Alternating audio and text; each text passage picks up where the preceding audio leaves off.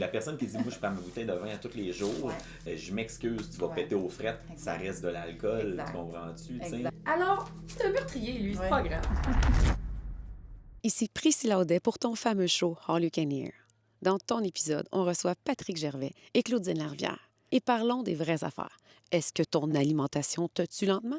En espérant que cet épisode va t'aider, te divertir, te toucher ou même te faire rire. On n'est pas ici des spécialistes et ne nous donnons aucun conseil médicaux. Nous avons juste de l'information à partager et à se questionner. Bonne écoute! Je vais parler des vidéos controversées que j'ai trouvées sur les réseaux sociaux qui ont quand même été dites par des professionnels. Docteur Chouchard. Selon lui, on ne devrait pas manger plus qu'un fruit par jour et surtout pas la portion de 5 fruits, puis pas manger de fruits après 17 heures. Ça, c'est en lien avec Irène Grosjean qui dit la même chose, qu'on devrait être des frugivores parce que nos intestins sont similaires à ceux des grands singes. Et elle nous dit qu'on ne devrait pas vraiment manger de viande. Qu'est-ce que tu en penses? Qu'est-ce que j'en pense? Mais tu sais, je pense que ça dépend vraiment du contexte dans lequel on va se retrouver. Il y a des gens pour des questions de renverser certains procédés métaboliques dans leur corps, ben tu sais, ça va faire du bien de faire une diète peut-être plus frugivore. Mais ultimement, on a besoin des différents types de macronutriments. Puis, tu sais, les 10 primates, tu sais, le gorille, là, c'est le gorille, je pense qu'on utilise souvent comme exemple, ben tu sais, ils sont hyper musculaires, construisent pas de la masse musculaire comme ça à partir juste des fruits. Là, mais selon elle, ils mangent juste des petits pucerons dans la tête de leur femme, mais c'est tout. Ils mangent toute la journée des pucerons, tu sais, à un moment donné. Accompagné d'une salade verte. Accompagné d'une salade verte. L'idée, genre. Mais tu sais, c'est ça, mais tu sais, ils passent leur journée tu sais, à manger là, aussi. Là, fait que, puis tu sais, il y a toutes les procédés aussi en mastication et blablabla. Mais tu sais, je veux dire, ils vont en chercher de la protéine. C'est impossible qu'il y ait... Fait que, tu sais, il y a moyen d'aller chercher la protéine, mais juste avec des fruits. Non. Un petit peu difficile. Le jeûne, selon certains, c'est très important et on devrait jeûner. Et selon la vidéo que j'ai écoutée d'un spécialiste en haltérophilie pro, Kenny Private IBB Pro, il dit que ça ralentit notre système, notre métabolisme. Fait que moi, j'aimerais ça savoir, est-ce que le jeûne, c'est bon ou c'est pas bon ou on sera jamais capable de le savoir? Ben moi, professionnellement, je peux dire que c'est bon dans certains contextes, puis c'est moins bon dans d'autres contextes aussi. Puis après ça, il y a la nuance du jeûne total ou du jeûne intermittent aussi. Là. Mais le jeûne permet, puis d'ailleurs, on fait tous un jeûne la nuit, à moins que vous mangez toute la nuit. Là. Mais la nuit sert justement à faire un jeûne puis reposer c'est ça notre qu'il disait. système. L'haltérophile, il disait, arrêtez, là, vous devez jeûner la nuit. L'humain est fait pour énergétiquement consommer de la nourriture le jour. Exactement. Puis, tu sais, sauf qu'avec des métabolismes qui vont être plus engorgés, des fois, faire un jeûne sur 24 heures, 48 heures, ça peut faire vraiment du bien pour aider le système à reprendre le dessus puis se désengorger. Donc, ça dépend vraiment du contexte dans lequel on va utiliser le jeûne. Puis, il faut vraiment être bien supervisé puis avoir les bonnes connaissances pour le faire bien aussi. Là. Toi, est-ce que tu as déjà fait le jeûne? Non, j'ai essayé parce que, tu sais, à un moment donné, comme on disait tantôt, tu sais, l'image, en fait, tu dis, je pourrais, tu sais, perdre du gras, faire de mais même. Selon les réseaux sociaux, le jeûne, c'est magique, là, on s'entend. C'est à cause que c'est n'importe... Mais en même temps, le problème, c'est que tu vas dire, oui, tu vas perdre du poids, ça balance. Est-ce que tu veux vraiment perdre du poids ou tu veux perdre du gras? C'est complètement pas la même chose. Je veux dire, si tu perds tes muscles, en fait, ton métabolisme de base va ralentir. Finalement, tu vas consommer moins de calories à rien faire. Plus tu perds tes muscles, ça revient à l'histoire tantôt qu'on parlait des fruits et de la protéine. Je veux dire, plus tu as de muscles, plus tu consommes de calories, en fait, sans rien faire. Puis on s'entend que tes muscles, on parle tout le temps de l'image, mais il y a un côté fonctionnel aux muscles, on se le cachera pas. Là. Tu tombes sur le derrière, tu n'as pas de fesses, là, ben, c'est sûr que tu as le coccyx pété. Tu tombes sur une épaule, tu n'as pas de muscle. La forme de ton muscle n'est pas là pour rien. Ton épaule, en fait, tu as une capsule autour, puis tu as un muscle, en fait, qui est tout arrondi. Pourquoi? Si tu tombes sur le côté, ça te protège aussi. Ce qui fait que les gens, justement, ils disent « je veux maigrir », sauf « mais à quel prix tu maigris? » Puis tu sais, c'est de plus en plus prouvé, le monde qui disent...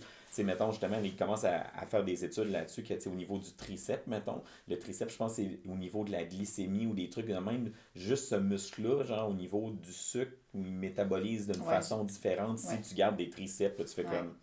s'il y a un muscle, le gras de Fait que là, tout le bedaille, monde, là, ça fait juste des triceps. c'est ça, exactement, avec les triceps, mais je veux dire, les petites madames là, qui font ça avec le gras de bedaille, qui fait ça comme ça, tu dis, ben écoute, tu métabolises plus rien, t'as plus de triceps, Fait que je pense qu'à un moment donné, il y a une nuance, c'est des objectifs, là, Absolument. Patrick, merci d'aller là, parce que là, si tu nous écoutes, s'il te plaît, je ne veux en aucun cas que tu prennes ce qu'on dit pour des conseils médicaux. Non. Sache que je veux que tu ailles voir quelqu'un de certifié, de qualifié, parce qu'un autre fléau, c'est le calcul des calories pour être en déficit calorique sur Internet. Je suis contre ça. Patrick a amené un point extrêmement pertinent. Tu veux perdre du poids, OK, mais tu veux-tu perdre de l'eau puis du muscle ou tu veux perdre du gras? Puis pour perdre du gras, ça prend un professionnel qui t'établit un menu établi selon ce que ta masse musculaire peut. Parce que moi, j'ai la chance d'avoir, mettons, entre 1490 et 1500 calories à rien faire. Moi, je m'assis toute une journée, là, puis je brûle ça. Fait que là, toi, à la maison, là, excuse-moi, je vais pogner les nerfs. Je connais trop de femmes qui se font des menus de 1300 calories par jour en pensant perdre du poids. Mais peut-être qu'eux, mettons, s'ils mesurent 4 pieds 2 puis ils n'ont pas de masse musculaire, c'est correct. Mais où je veux en venir, ce calcul mathématique-là, il est vraiment pas super pour la santé mentale puis pour les résultats à long terme. Non, puis je te dirais, après 20 ans de pratique, là, je l'utilise même plus. C'est ce qu'on m'enseignait à l'école beaucoup, là, l'utilisation du métabolisme, puis créer un déficit calorique à travers l'alimentation, puis l'entraînement pour aller justement aller plus dans les graisses.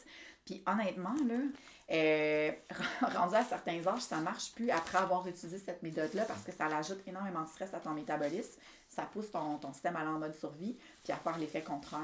Fait que c'est super important, tout ce qui est rapide, éphémère, drastique va justement pas du tout venir soutenir le métabolisme, va au contraire amener ce choc stressant-là pour le corps, puis on va perdre beaucoup d'eau rapidement au lieu d'aller chercher la graisse musculaire dont on a la graisse musculaire, la graisse corporelle dont on n'a pas de besoin. T'sais. Exactement. Il y a vraiment cette nuance à faire, c'est sûr. Là. C'est pour ça qu'il y en a qui favorisent beaucoup le régime cétogène en disant oui, mais tu vas justement chercher ton apport calorique, ton énergie dans tes graisses, tout ça. J'aimerais qu'on soulève un peu ça parce qu'il y a vraiment deux ordres de pensée. Tu as des gens qui disent, ben écoute, mange plus de légumes, de poissons maigres. Bon, des bons gras, faut pas nier ça non plus. Non. Mais il y en a d'autres qui disent, non, mange du beurre, mange le gras de ta viande rouge, mange des œufs, mange du fromage. Ce qui arrive là-dedans, c'est qu'on ne sait plus quoi croire. Absolument. Mais il y a beaucoup de choses qui ont été mélangées au fil du temps. Mettons, je prends l'exemple de perdre du poids. Le monde se disait à l'époque, tu fais du cardio, tu vas perdre du poids. En fait, parce qu'ils prenaient, genre, leur exemple sur, mettons, des boxeurs. Le gars, genre, il y a une pesée à faire telle journée, OK? Mais ce qu'ils ne savent pas, le monde, c'est que le gars, il s'entraîne comme un malade, là. Mais il s'entraîne pourquoi? Il s'entraîne pour boxer. Quand il arrive la journée de la pesée, en fait, c'est qu'il sèche. Mais le gars, il est en déshydratation depuis 3 jours. Il ne prend pas de glucides. Fait que là, ça sort l'eau de son corps, toutes ces affaires-là. Sauf qu'à l'inverse, ça dépend tout le temps de ce que tu veux comme objectif. Puis les gens ne font pas la nuance, comme on disait, perte de poids, perte de poids, perte de gras. Parce que le régime cétogène, puis là, écoute, moi, je suis loin d'être l'expert. Je suis juste le gars qui a essayé des affaires, qui s'informe. Mais je sais que tu es plus comme ça. Mais le régime cétogène, ce qui arrive, c'est que tu arrêtes de manger des glucides. Si je ne me trompe pas, le keto, c'est ça. Tu arrêtes de manger des glucides. Le problème, c'est que pour chaque glucide, en fait, le glycogène que tu mets dans tes muscles, dans le fond, 1 gramme vient avec 3 grammes d'eau. Ce qui fait que... Bravo! Hey, je suis bon, hein? Hey, je l'enseigne tout le temps. Il n'y a pas beaucoup de monde qui Ben non, je le sais, ça. Mais ce qui arrive, c'est que c'est sûr que si tu prends du sucre comme ça, tu remplis ta réserve de glycogène, ben tu vas avoir l'impression de faire la balloune. Tombe sur le keto, en fait, tu n'as plus de sucre, donc tu n'as pas besoin de garder ces 3 grammes-là. Fait à toutes les fois que tu perds 1 gramme, tu en perds 4 au final. Mais ça n'a aucun sens parce qu'à un moment donné, tu vas manquer de jus, tu vas manquer de gaz, tu vas avoir de la difficulté à être fonctionnel. Alors, c'est pour ça que tous les régimes, depuis des décennies, vont toujours réussir à faire perdre de l'eau à un pourcentage de clientèle. Donc, ben ça marche. Ça marche. Mais après 30 jours, après 30 jours, ça ne marche plus. Mais oui, c'est ça. Justement, j'ai eu la chance ou la malchance d'expérimenter comme toi, par choix et par des professionnels, entre guillemets, parce qu'il y en a, malheureusement, ça n'était pas. Dans ma vingtaine, parce que j'avais 41 ans, j'ai fait un fameux protéine grasse. Okay. C'était, je pense, l'ancêtre du cétogène. Écoute, j'avais le droit de manger de la mayo ou pas du ketchup. J'avais le droit de manger du fromage, mais pas des fruits. Donc, je mangeais beaucoup de légumes, de viande. Puis tu sais, à l'époque, c'était pas connu. Je n'étais pas très variée mon alimentation. Et je me souviens comme si c'était hier. J'étais au salon de coiffeur et j'avais le shake. Puis à un moment donné, il y avait quelqu'un qui avait des toasts Melba, puis j'ai mangé des toasts Melba. Puis j'étais comme, OK, c'est pour revenu ça à que toi, là. on dit en joke que les gros bras sont un peu cons. C'est parce que le cerveau se nourrit de glucides. Bon, OK, ça, c'est... Je suis comme... Ensuite... Il y en avait un petit bémol ici, genre le petit diable qui était comme... Je suis comme, je caisse ou je... Sachez que c'est pour ça qu'être accompagné d'un professionnel, puis vraiment comprendre comment votre corps fonctionne, puis une autre affaire, j'avais essayé avec une autre personne qui n'était pas professionnelle, de me donner un déficit calorique qui était beaucoup trop intense. Ouais. Et je ne mangeais plus de glucides non plus, puis plus de gras. Alors, qu'est-ce qui est arrivé? J'ai perdu mes menstruations. Ouais. Et j'ai pas gagné en muscle. Fait que, je ne vais pas élaborer là-dessus. C'est où je vais en venir avec Patrick, ce qui a dit, est-ce que vous voulez perdre du poids sur la balance, qui est de l'eau, ou même des muscles, qui était un peu troublant, ou vous voulez gagner du muscle et perdre du gras? Et sachez que ça prend des années. C'est une constance, ça prend une Une constance. constance. Fait que moi, je suis encore sur ce cheminement-là. On voit aussi à notre métabolisme, c'est bâti la masse musculaire. Voici les nutriments que je donne pour le faire. Tu sais, c'est Et le glucide, le fruit, comme tu le dis si bien, ben tu dois le manger peut-être à une certaine heure. Ouais. Et ne pas l'éliminer. Mais il faut savoir quand le manger et encore là. Puis si vous voulez, écrivez-moi. J'ai plusieurs spécialistes que je vais pouvoir vous donner parce que ça prend un accompagnement, que ce soit en nutrition ou même à l'entraînement au gym ou même si vous voulez tout faire ça, tout à la maison, tout est possible. Ouais. Mais c'est important vraiment d'aller comprendre, pas juste pour comprendre quoi acheter, mais pour comprendre quoi manger puis à quelle heure.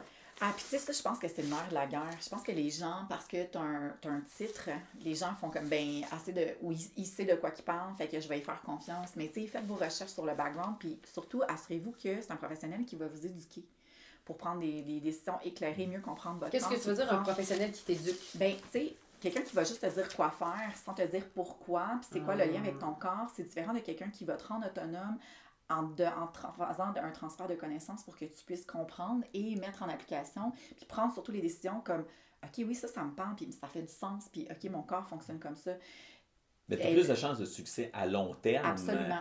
en t'éduquant Absolument. qu'en disant on me chaude quelque chose, j'applique ça Absolument. sans comprendre. Si tu comprends la base, c'est sûr que justement dans ta constance qui fait que tu as des muscles, tu t'entraînes, peu importe, puis tu as des résultats, c'est la constance. Si tu n'es pas capable de mettre un plan, genre, puis de le comprendre, tu n'arriveras jamais à des résultats. C'est exactement. Puis tu sais, moi, je le vois après 20 ans quasiment de pratique, en donnant des connaissances à mes clientes, puis à mes clients dans le temps aussi, je travaillais avec de la jante masculine aussi avant. Mais tu sais, je le vois, mes clientes, ils se rappellent de ce que je leur ai enseigné. Là, j'y revois parce que là, bon, ils commencent la préménopause, puis après ça, la ménopause, ou ils veulent tomber enceinte. Mais ils perdent pas cette fondation-là de connaissances, puis ils peuvent toujours avancer, puis ça fait une méga différence dans le succès de prendre en charge sa santé. C'est pas juste dire les choses, c'est éduquer les gens. Absolument. Puis ma plateforme, peu importe dans laquelle quelle branche je suis, je veux éduquer et je veux vulgariser aussi, puis apporter juste le soulement de questionnement. Absolument. Et là, dans ma tête, il y a beaucoup de choses qui se bousculent parce que on m'a déjà dit, et on m'a déjà dit pour moi, puis je l'ai vu encore dans les réseaux, il faudrait pas consommer la tomate, le poivron, parce que la lectine et il y a plein d'affaires qui seraient inflammatoires. Oui. Ben écoute, il y a plein de c'est intense, anti-nutriments / nutriments dans les fruits puis dans les légumes. Puis tu sais, on parlait d'Annie, justement, plus tôt, tu sais. Puis comment les gens adhèrent à « il faut absolument que je détoxe mon corps, puis que j'utilise les bons aliments. Puis là, je vais manger juste des fruits, puis je vais manger juste des fibres, puis je vais manger juste... » Mais trop, c'est comme pas assez. Fait que ce que tu peux retrouver, mettons, dans la tomate puis dans ton poivron, peut être super bénéfique. C'est des aliments super colorés. Il y a lycopène, c'est des antioxydants puissants, puis tout ça. Mais si tu manges trop aussi de certains de ces aliments-là, il peut y avoir des oxalates, des antinutriments. C'est des nutriments qui peuvent devenir des antinutriments. Donc, autant que ça peut être bénéfique, admettons, pour t'aider à éliminer les toxines ou les trucs comme ça. Mais si c'est en trop grande présence ou en trop régulier dans ton alimentation, ça peut aussi créer des problèmes de malabsorption. Là, je te donne un exemple parmi tant d'autres, tu sais. Fait que c'est de nuancer toujours, ben OK, mais c'est quoi la quantité que tu consommes? Puis il y a des gens qui sont juste pas bien à cause du type de nutriments que tu vas retrouver. L'histamine, par exemple. Mais selon quelques études, c'est ça, le poivron est vraiment indigeste pour plusieurs personnes dû à ces fameux... Mais pourquoi il est indigeste pour ces personnes? Mais le pépin... C'est d'aller voir la cause de... Exact. Ouais. Et aussi, ça digeste le blé. Ouais. Parce qu'ici, on a une vidéo de Dr. Mindy Pelz qui disait ton plat de pâtes à la sauce tomate, c'est le pire que tu peux manger. Ouais. Mais si tu mets ton plat de pâtes avec l'huile d'olive et des boulettes de viande, là, tu vas aller calibrer le tout. Tu vas même pouvoir perdre du poids et tu vas avoir le droit de manger tes pâtes. Donc, arrêtons de démoniser, de catégoriser. Absolument. Comment bien choisir son blé, c'est avec quoi qu'on l'accompagne. Exact. Puis la qualité du produit que tu vas choisir aussi. Parce que la qualité du produit, encore là, c'est pas le blé le problème. C'est le glyphosate. Oui, le glyphosate. Le glyphosate, parce que moi, je dis glyphosate. J'aime mieux dire glyphosate. Et qui fait en sorte que le blé est tué avant maturité. Donc, ils font une farine qui n'est pas digeste pour l'être humain. Fait qu'encore là, c'est pas vrai que tu n'as pas le droit de manger ton plat de pâtes. Surtout pas si c'est un marathon de même. Non. Ou surtout pas si tu es allé faire du ski alpin ou du ski fond toute la journée. Un bon plat de pâtes avec ta famille rempli d'amour. Parce que, c'est-tu vrai que tu vas avoir moins de chances d'avoir des répercussions, pas d'engraisser, mais de moins bien digérer ta nourriture si tu le manges dans un environnement néfaste. Absolument. C'est tout lié à l'association, là, on en parle beaucoup, là, le gut-brain connection, là, c'est super tendance. Ton deuxième cerveau qui est ton système digestif. Oui, puis sur une note plus personnelle, moi, c'est comme ça que j'ai guéri. J'ai été diagnostiquée avec la maladie cœliaque, puis là, je suis pas en train de généraliser les cas de maladie cœliaque, c'est mon expérience personnelle à moi, mais j'ai beaucoup travaillé sur mon système nerveux, l'association cerveau et intestin. J'ai réussi à renverser plusieurs procédés inflammatoires, puis maintenant, je suis capable de manger des farines biologiques, germées ou pas germées, justement parce que j'ai pas cet élément-là, le glyphosate, puis je mange dans un... Je suis plus en hypervigilance constante, je suis plus dans un état calme, fait que mon système nerveux ne fait plus cette association-là que le gluten, c'est un agresseur. Ah, c'est génial. Puis en parlant d'agresseurs aussi, on dit des fois de manger bio à cause qu'on veut éviter les pesticides et tout ça, les insecticides. Une information importante, c'est qu'il y a certains aliments que tu peux manger bio, d'autres que tu n'es pas obligé. Et il y a une étude qui a été faite, c'est une vidéo que j'ai vue de Gary Brecka. Ils ont pris des fruits, des fraises, parce que la fraise, c'est un des fruits avec les épinards qui est le pire. Ouais. Et ils ont pressé la fraise, puis le jus qui est ressorti, il pourrait rarroser avec le jus de la fraise parce que c'était du pesticide. Ah, oui. Oui. Puis, exactement. Justement, il y a une liste d'aliments que tu peux acheter non bio. Tu fais économiser de l'argent puis avoir le cœur léger. OK? Ça sera l'avocat, le maïs, l'ananas, l'oignon, la papaye, les petits pois surgelés, l'asperge, le melon miel, le kiwi, les champignons, le melon cantaloupe, la mangue et la pastèque et le melon d'eau. Ça serait des aliments qui seraient les moins pires, les moins contaminés. Donc, tout le reste que tu vas acheter, surtout les fraises et les épinards, ça serait des aliments. Puis la pomme, tu croques direct dans la pleure. Ouais. Ça serait important de peut-être considérer de mettre votre budget dans ces aliments-là. Puis il y a sûrement il y a des magasins, vous savez, qui sont beaucoup plus accessibles que d'autres épiceries là, pour le bio. Oui, il faut magasiner. Par rapport à ça, toi, Patrick, le bio dans ta vie, ça fait-tu partie de ta vie? Hey, sincèrement, pas tant. Non, j'ai déjà de la misère. Tu sais, quand t'es un gars, là, tu sais, l'alimentation, t'es entrepreneur, célibataire, tu cours d'un bord puis de l'autre, t'es tout le temps sur la route. C'est pas tant facile, là, tu sais, je veux dire, à moins que McDo, on considère que c'est bio, là, mais clairement, genre, je suis beaucoup trop souvent chez McDo sans le vouloir, malheureusement, mais non, le bio, en fait, je pense qu'aujourd'hui, juste, tu sais, c'est un choix de société, juste par rapport au coût, là, tu sais, c'est l'enfer, là, tu sais, aujourd'hui, t'essaies juste de bien manger aujourd'hui, là. Je veux dire, comparé à manger des hot dogs, t'essaies de bien manger, je veux dire, ça coûte une fortune bien manger, là, tu sais. Faut vraiment oui, tu peux. Ben, c'est ça. C'est sûr que si tu fais de la popote, déjà en partant, quand ce que moi j'ai de la misère à faire parce que je suis pas chez nous, ben quand tu es toujours à l'extérieur, c'est plus difficile. Quand tu es chez vous, tu as le temps de faire ta popote, des choses comme ça, cuisiner, c'est sûr que tu vas mieux manger versus ce que ça va te coûter. T'sais. Quand tu es toujours à l'extérieur, c'est une autre histoire. Là, ben, parlons de l'extérieur, parlons d'un sujet chaud, justement, qui a été tollé sur mes réseaux sociaux parce que j'ai été affirmative et non interrogative. Je me suis rectifiée. Est-ce que tu serais gros ou non, tu serais plutôt seulement inflammé? Selon la nourriture qu'on mange, il y a beaucoup malheureusement de mauvaises huiles qui sont intégrées pour le coup, on ne se le cachera pas. Et j'aimerais ça qu'on parle les bonnes et des mauvaises huiles parce que j'ai fait beaucoup de recherches, mais je n'ai pas de certification, j'ai beaucoup juste d'intérêt. Selon mes recherches et selon les études, l'huile de soja, l'huile de maïs et l'huile de tournesol. Mais là, l'huile de tournesol, j'ai un bémol parce que si elle est faite d'une certaine façon, elle serait bonne, ça a l'air. Fait que je te comprends si tu m'écoutes en ce moment et tu ne comprends plus rien des étiquettes que tu lis. Une autre mauvaise huile, c'est l'huile de cartame, l'huile de palme raffinée. Parce que c'est des... Puis là, en plus, quand tu lis ça, ouais, mais ils sont riches en oméga 6. Moi, dans mon cerveau, riche en oméga 6, ça sonne bien. Ça sonne santé. Mais ça a l'air que non. C'est là que quand tu vas avoir trop d'oméga 6, que tu vas avoir une possibilité d'inflammation. C'est toujours une question de ratio. À ratio. Peux-tu me parler un peu des mauvaises huiles que je viens de t'énumérer?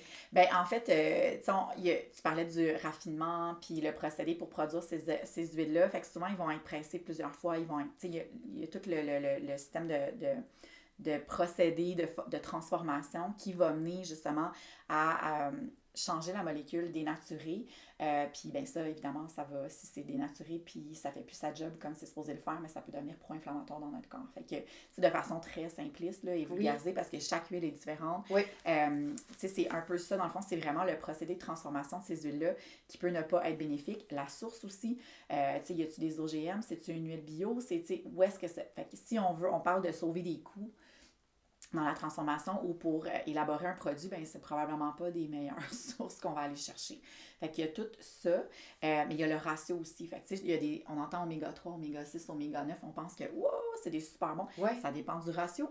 Ça dépend toujours du ratio. Donc, il y a des ratios qui peuvent vraiment être optimales pour ta santé cardiovasculaire, par exemple, puis il y en a d'autres, ça va être plus pro-inflammatoire. C'est-tu pour ça qu'ils sont capables de dire avec des études, parce que vous savez que toutes les études se contredisent, mais sachons qui paie les études. Mais là, on n'ira pas là. Ouais. Parce que l'huile de canola serait bonne et bénéficiaire pour les problèmes cardiovasculaires. Encore là, est-ce que c'est un bémol par rapport justement à la petite dénotation d'oméga qui est comme un peu contrôlée? Comment on peut dire que l'huile de canola est bonne cardiovasculaire? Ça va dépendre de vraiment la qualité, puis de façon générale, aussi comment elle va être utilisée. On ne dit pas beaucoup les gens, on ne sait pas, là, OK, cette huile-là, oui, je peux la chauffer. Si tu ne fais pas tes recherches, celle-là, je peux la chauffer, celle-là, je ne peux pas la chauffer. Oui, mais j'ai lu que l'huile d'avocat, c'est super bon, puis l'huile de pépins de raisin, mais il y en a qui sont meilleures à froid, utiliser froid, excuse-moi, puis il y en a que tu peux chauffer. Ça dépend vraiment des huiles.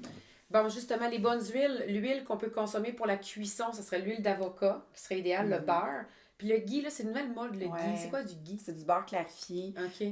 C'est un autre type de beurre, en fait, qui Puis tu as l'huile de coco, qui est comme le fun à cuisiner. Le goût n'est pas très fort non plus. Non. Donc, si on veut, mettons, y aller simplement beurre, huile d'olive, huile de coco ou d'avocat, vous n'allez pas tant vous ruiner. Non. Puis ça, on peut contrôler ce qu'il y a à la maison versus qu'est-ce qu'il y a au restaurant, parce que ça, c'est une affaire. Absolument. Depuis mon post controversé sur les réseaux sociaux, sur Facebook par rapport aux huiles, sachez que plusieurs chaînes de restaurants ont maintenant réintégré le beef tallow. Comment on dit en français, le beef tallow?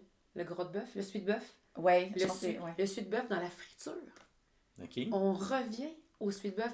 Alors, c'était pas tant controversé ce que j'avais à dire, c'était pas mal vrai, je pense. Donc, tout ça pour dire que les restaurants vont retourner vers ça. J'ai pas le nom exactement des restaurants, mais plusieurs chaînes de fast-food vont retourner vers le suit de bœuf pour la friture au lieu de prendre une huile trop raffinée, comment pourrais-je dire. Qui brûle, puis qui est réutilisée, puis qui est réchauffée, puis c'est ça. Je pense qu'il y a toute une question d'équilibre. Hein. C'est comme, tu peux consommer n'importe quoi, genre, sauf que quand c'est en quantité astronomique, la même affaire à tous les jours, à une quantité, ben c'est sûr qu'à un moment donné, tu vas développer des pépins, tu sais. Tandis que, tu sais, c'est comme, mettons, à une époque, tu sais, il y a eu l'histoire avec le vin. Hey, prenez du vin, il y a des antioxydants parce que c'est du raisin. Là, c'est juste comme, ben, ça reste que c'est une bouteille d'alcool, baptême. Puis la personne qui dit, moi, je prends ma bouteille de vin à tous les jours parce que ça a l'air que c'est bon pour la santé. Je m'excuse, tu vas péter aux frettes, ça reste de l'alcool, tu comprends-tu? Puis on connaît tout ce qui est en lien avec l'alcool, en fait, tous les pépins physiques de santé. J'ai fait beaucoup de recherches avec mon meilleur ami ChatGPT par rapport à l'alcool parce que veut pas, je trouve que s'informer, c'est important à large spectre. La seule chose qu'il a réussi à dire, c'est un peu ça par rapport aux maladies cardiovasculaires, mais une petite quantité. Mais en réalité, quand j'ai poussé, il a dit on n'a pas d'études vraiment qui prouvent exactement ça. Donc, il n'y a pas de bénéfices scientifiques qui ont été donnés à la consommation d'alcool et du vin. Alors, faites-en vous votre pro et votre contre. Moi, je ne suis pas les sûrs de boire ou pas boire de l'alcool, mais ça revient un peu à t'écouter ton corps. Absolument, puis ton contexte aussi. Là. Ben, c'est comme quand tu prends une phrase dans un texte, tu peux y faire dire n'importe quoi quand tu en sors de son contexte. C'est tout le temps ça, fait que c'est le même principe avec l'alcool et ça. Là, fait que... Absolument, absolument. J'ai une question, parce que ça m'est venu tantôt. À quand la malbouffe va vraiment avoir apporté son vrai type de malbouffe? Parce qu'on dirait que c'est comme ça, c'est un meurtrier, lui, c'est pas grave. Il vit-tu du monde de temps en temps? Ben oui, tu sais, il fait partie de... Mais la malbouffe, pensez-vous qu'elle va avoir sa vraie place un jour dans la malbouffe et non juste humoristiquement? Vas-y, Patrick. Monsieur McDo. Monsieur McDo. Non, mais c'est comme je disais tantôt, c'est la même affaire. C'est une question de consommation. Si tu consommes du McDo à tous les jours, c'est sûr qu'à la fin de l'année, ben, tu vas ressembler à ce que tu manges. C'est sûr. T'sais. À l'inverse, à un moment donné, ben, prends quelque chose qui a un petit peu plus de nutriments ou autre, ben, c'est sûr qu'à la fin de l'année, tu vas avoir une meilleure santé tout simplement. Fait que, c'est sûr que la malbouffe, on en consomme tout, on aime ça, puis tu sais, le petit côté dopamine, récompense et autres, c'est le fun. C'est juste qu'à un moment donné, quand ça devient ton mode de vie, c'est là que tu as un problème. Faire de l'exercice, même affaire. T'en vas dans les années 70, dans le temps, mon grand-père, lui, c'était, il était bûcheron, puis c'était comme, ah ouais, les bines, puis le lard, puis toute la patente. C'est à cause qu'il passait 12 heures à faire de la hache. Je peux-tu te dire qu'il était vraiment chef, le grand-père, là? Il n'y en avait pas de problème de santé par rapport au monde à cette heure, Mais je pense que c'est une question vraiment de perception, comme pour moi, la malbouffe, c'est de la malbouffe, là. Puis je suis en pleine conscience que c'est pas très un choix très nutritif pour moi ou mes enfants. Mettons qu'un vendredi soir, on décide de manger des croquettes avec des frites, tu sais. Mais ça arrive à tout le monde, puis je suis d'accord que, tu sais, à un moment donné, il faut faire la part des choses. Fait que si ton style de vie est axé vraiment sur faire les meilleurs choix santé pour toi, puis que tu t'éduques là-dessus, puis que tu carbures là-dessus principalement, bien, c'est sûr que ta soirée de malbouffe, elle ne va pas nécessairement avoir un gros impact dans la balance. Sauf que moi, ce que je trouve intéressant, puis là, je mets mon chapeau de professionnel, c'est que là, on commence à nommer les choses telles qu'elles sont dans les médias. On a aussi beaucoup moins de censure au niveau des études puis au niveau des faits. Tu sais, je suis beaucoup de personnes vraiment très, très intéressantes dans le monde scientifique aux États-Unis. Puis là, tu sais, les États-Unis, tu as la Food and Drug Administration, ici on a Santé Canada, la FDA a laissé passer beaucoup de choses au niveau des colorants alimentaires et tout ça, avec des preuves comme quoi que c'était cancérigène, OK? Mais là, je suis contente que ça voit enfin le grand jour parce que oui, il y a quand même un empoisonnement qui est fait au niveau de notre alimentation parce que c'est correct, ça passe, mais non, il y a des gens qui se nourrissent de ça à tous les jours et ça passe pas pour eux, c'est dangereux pour eux. Fait que c'est criant ce que tu viens de dire parce qu'il y a une vidéo en ce moment qui est virale, il y a un raton laveur qui refuse une Doritos. Ah ouais. Puis moi, ça fait longtemps que je sais que pour moi, le Doritos, c'est comme... Tu sais, tu vas voir dans un dictionnaire, tu sais, malbouffe, vraiment toxique pour ta... Doritos, pour moi, c'est comme, tu sais, Red 40, tout est transformé, huile inflammatoire. Ton corps, quand tu manges ça, ne sait pas que tu manges. Fait que pourquoi tu veux voir le fond du sac, c'est que ton corps, comment, c'est pas de la nourriture, ça, c'est pas de la nourriture, ça. Et ça me ramène à l'invité de Dr. Phil, qui dit haut et fort, Cali Means, ils ont créé de la nourriture cheap, construite de seed oil avec des sucres pour avoir des maladies chroniques et c'est prouvé que les conditions des maladies chroniques ont augmenté avec l'apport de la nourriture transformée qui est en ce moment dans ton panier d'épicerie 70% de nourriture transformée. Je pense que on s'en rend même plus compte qu'on achète transformé tellement que c'est rendu normalisé. Oui, absolument. Absolument. Fait que si c'est rendu qu'à un talk show de grande écoute aux États-Unis, le gars dit, ben en plus, les compagnies comme Coca-Cola ont payé la pédiatrie, les études de cancer, les études pour toutes ces choses-là, pour pouvoir aller passer leur message. Ils disent, moi ça me fait vraiment rire, mais il dit, l'industrie de la nourriture est arrangée comme la NFL, parce que j'ai fait une chronique de radio, puis la NFL, le football, c'est arrangé, c'est toute une question. C'est comme la lutte, finalement. C'est quand j'ai découvert que la NFL est arrangée comme la WWE, j'ai tombé en bas de ma chaise, puis j'ai fait des recherches. Mais la food industry, c'est la même chose, parce que en haut de tout ça, ben, et puis ils disent même que c'est des tests. Ils font comme des tests en donnant tel type d'alimentation, voir comment que les gens vont réagir. Et en ce moment, ben, une des plus grandes addictions sur la planète, ben, c'est la nourriture. Absolument. Fait que sens-toi pas seul à la maison si tu es addict à ce qu'il y a dans ton frigidaire, parce que c'est pas toi le problème, c'est la personne qui te le vend, le problème. Ça a été fait pour ça. Mot de la fin, ça serait quoi, Claudine? Écoutez-vous, informez-vous, éduquez-vous. Vraiment. Patrick? Oui, clairement, moi aussi, je pense que l'éducation dans beaucoup de sujets, en fait, aujourd'hui, là, les gens, ils gobent beaucoup sur les réseaux sociaux. C'est plate à dire, c'est quand même ça.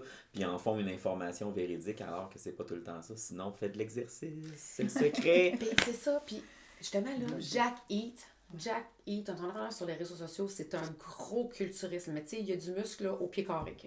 Puis lui, il véhicule justement qu'il peut manger ce qu'il veut parce qu'il y a du muscle. Fait qu'à la fin, là, moi, je ne veux pas manger de McDo parce que je m'entraîne un niveau par semaine. Mais si j'étais un athlète, triathlète, je ferais des ultramarathons et tout ça, je pense que l'apport de la malbouffe dans mon corps a un moins gros impact comme lui, il véhicule, il mange des gros bols de céréales, il mange des boîtes au complet, parce qu'il y a 1 million de muscles sur le corps. L'objectif n'est pas pareil. Fait que c'est ça que je voulais dire, je voulais partager que Jack Hill Ouais. véhicule un peu ce même message-là. Ouais. C'est pas ce que tu manges le problème, c'est que la quantité par rapport à aussi ton corps, comment il procède. Ouais. Puis, tu sais, je peux se finir avec quelque oui, chose. vas-y. Il n'y a pas un modèle, une solution pour tout le monde. Merci. On est tous différents. Il y a autant de différences qu'on est d'humains sur Terre. J'ai jamais vu une stratégie qui fonctionnait de la même façon avec chaque cliente avec lesquelles je travaille. Fait que, tu sais, ce qui fonctionne pour ce monsieur-là va pas nécessairement fonctionner pour un autre culturiste et vice-versa. Fait que c'est super important de mettre les choses en contexte, de pas modéliser une chose puis de juste le répéter en s'attendant au même résultat. Fait que de vraiment être certain de comprendre comment notre corps fonctionne, notre métabolisme fonctionne, c'est quoi nos besoins, puis c'est quoi notre contexte aussi. Puis justement, vu que tu amènes là-dessus, en ce moment, les grosses diètes à la mode, c'est le paléo, Ouais. le carnivore diet, je le dis en anglais. Tu as encore les végés, les véganes. Ouais. Qu'est-ce que le cétogène, c'est kétogène, c'est keto en anglais. Par rapport à ça, moi, parce que là, en ce moment, tout le monde mange du steak avec des œufs sur une planche de bois, là. C'est la grosse mode. Fait qu'il faut se ramener à ce qu'elle vient de vous dire, Claudine. Peu importe les trends qui se passent à chaque 5 ans, chaque 10 ans, chaque année, ramenez-vous à ce que vous avez besoin. Parce qu'il y a des culturistes qui sont véganes, qui ont des super de beaux muscles. Puis il y a des culturistes qui disent non, ben moi, je mange tout ce que je veux. Fait qu'encore là, je pense que ça vous appartient d'être accompagné par un professionnel. Absolument. Merci beaucoup. Ça fait plaisir. Merci à toi. Le fameux show All You Can Hear. J'espère que tu as apprécié ton épisode. Partage et commente. Et si tu n'as pas aimé, partage quand même, car les goûts sont dans la nature.